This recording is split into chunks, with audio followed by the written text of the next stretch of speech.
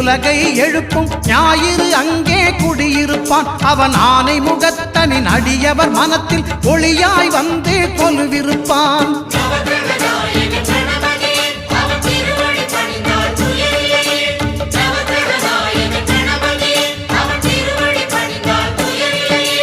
ஒன்பது கோளும் ஒன்றாய் காண அங்கு கற்பகம் என்னும் கடவுளின் மெய்யில்